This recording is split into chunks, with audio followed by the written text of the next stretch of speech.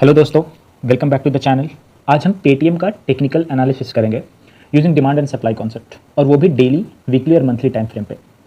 ध्यान रखें, ये वीडियो सिर्फ एजुकेशनल पर्पस के लिए है और मैं कोई सेबी रजिस्टर्ड एडवाइज़र नहीं हूँ और ये कोई इन्वेस्टमेंट एडवाइस या रिकमेंडेशन नहीं है।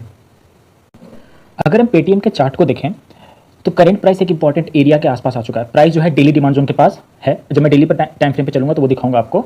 और इंटरेस्टिंग बात यह है कि ये प्राइस वीकली और मंथली डिमांड जोन के पास भी है। अब मैं ऐसा क्यों बोल रहा हूँ, अभी करंट मैं मंथली के चार्ट पे हूँ और ये देखें, ये था हमारा मंथली का डिमांड जोन और इसी डिमांड जोन के आसपास हमारा ये प्राइस आ चुका है। अब मैं एक टाइम फ्रेम नीचे जाता हूँ, अभी मैं इसके वीकली टाइम फ्रेम पे हूँ और अगर ध्यान से देखें तो वीकली का एक डिमांड जोन, ये वाला रेड वाला कैंडल ड्रॉप, ये वाला बेस और ये वाला रैली, तो एक डिमांड जोन हमारा वीकली के टाइम फ्रेम पे ये दिख रहा है। तो मैं इसको चेंज कर देता हूँ टू वीकली डिमांड जोन। ठीक है, ये मैंने नाम इसका चेंज कर दिया।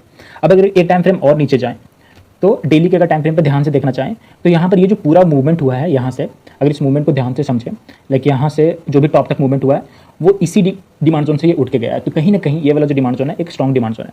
अब ध्यान से समझिए, अगर डिमांड जोन को मैं ड्रॉ करूँ तो ये कैसा दिखेगा, मैं इसको ड्रॉ करने वाला हूँ और ये हमारा फाइनल जो है डेली का डिमांड जोन दिख रहा है। अब ये तीनों डिमांड जोन जब ऐसा सिनेरियो आता है तो इसका मतलब डेली का डिमांड जोन बहुत स्ट्रॉन्ग है। ये कॉन्फ्लुएंस होता है तीनों जोन का, लाइक मंथली का भी इसको सपोर्ट है, वीकली का भी सपोर्ट है, डेली का भी। डेली के जोन में तो आ ही रहा है, अभी आया नहीं एक्जैक्टली, प्राइस देखे तो उसके आसपास है और जैसे ही डेली के डिमांड जोन में आएगा बहुत चांसेस ज़्यादा हाई है कि ये प्राइस एक अच्छा खासा रिएक्शन दे सकता है। एक चीज़ हमेशा ध्यान रखें, जब भी डेली, वीकली और मंथली तीनों टाइम फ्रेम के डिमांड जोन क्लोज होते हैं तो वो एरिया मार्केट के लिए हाई अटेंशन जोन बन जाता है। ऐसे जोन पे अक्सर सेलिंग प्रेशर स्लो हो जाता है या फिर प्राइस थोड़ा रिएक्ट करता हुआ हमें दिखता है।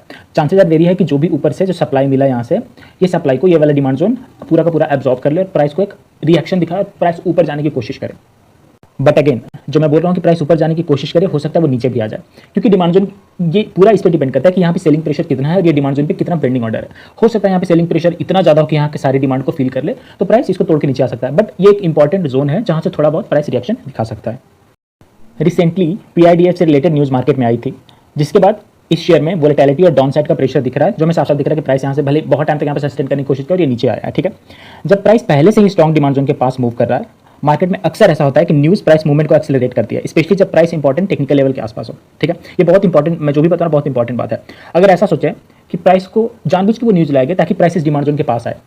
हमेशा चार्ट जो है शेयर का कुंडली होता है, पता होता है कि जब भी इस टाइम इस लेवल के पास आएगा तो क्या होने वाला है। तो जो भी एक्टिविटी होती है न्यूज़ या फिर मार्केट में, न्यूज़ ऐसा लेके आ जाता है कि प्राइस को जानबूझ के वहाँ तक लाया जा सके ताकि यहाँ पर जिनका भी बड़े बड़े इंस्टीट्यूशन का पेंडिंग ऑर्डर पड़ा हुआ है वो ऑर्डर फील हो सके, प्राइस यहाँ से रिएक्ट कर सके।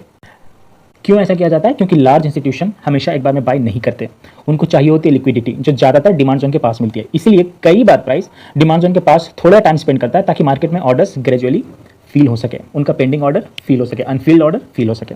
अभी चार्ट ये इंडिकेट कर रहा है कि price strong demand zone area के पास है और डाउन साइड मोमेंटम थोड़ा स्लो होता हुआ दिख रहा है मुझे। यहाँ से रिएक्शन पॉसिबल है, गारंटी नहीं है कि हमेशा नीचे ही आए, क्योंकि प्राइस एक्शन जो भी डिपेंड करता है वो बायर्स और सेलर्स मूड पे है। हम नहीं कंट्रोल कर सकते कि कौन कब चाहे कितना सेल कर दे। हो सकता है यहाँ पे सेलर इतना ज़्यादा सेल कर दे कि यहाँ के डिमांड जोन को फील करके प्राइस और नीचे आ जाए, ये भी हो सकता है, या फिर ये भी हो सकता है कि प्राइस यहाँ से रिएक्ट करके ऊपर जाए। तो हमें रेडी रहना है हर एक मूवमेंट के लिए। तो एक अच्छे इन्वेस्टर को क्या करना है, उनको नोटिस करना चाहिए कि ये प्राइस अगर डिमांड जोन के पास आकर होल्ड कर और कुछ ऐसा स्ट्रक्चर बना रहा है, बेस कैंडल जैसा कुछ भी बना रहा है, तो ये एक टेक्निकल ऑब्जर्वेशन जोन हो सकता है। ये एक अच्छा जोन हो सकता है जहां से शेयर थोड़ा सा रिएक्शन दिखा सके।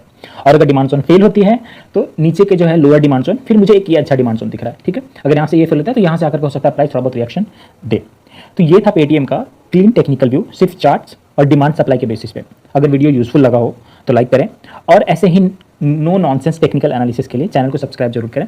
और कोई और शेयर के बारे में अगर आपको जानकारी चाहिए तो उसका नाम कमेंट में जरूर डालें, उस पर भी डिमांड एंड सप्लाई जोन के अकॉर्डिंग प्राइस में क्या क्या मूवमेंट हो सकता है शेयर के आने वाले टाइम में, हम लोग वो बात कर सकते हैं। Again this is just for knowledge purpose. Movement मतलब ये नहीं कि अगर ऊपर जाने वाला तो खरीद ले, नीचे जाने वाला तो बेच दे। जस्ट एक लर्निंग के लिए, ताकि आपको जो भी डिसीजन लेना हो आप लर्निंग के अकॉर्डिंग जैसे इसको इंप्लीमेंट करना हो आप इंप्लीमेंट कर सकते हैं। तो ये थी मेरी एनालिसिस। उम्मीद करता हूँ वीडियो पसंद आया हो। मिलते हैं अगले वीडियो में। धन्यवाद।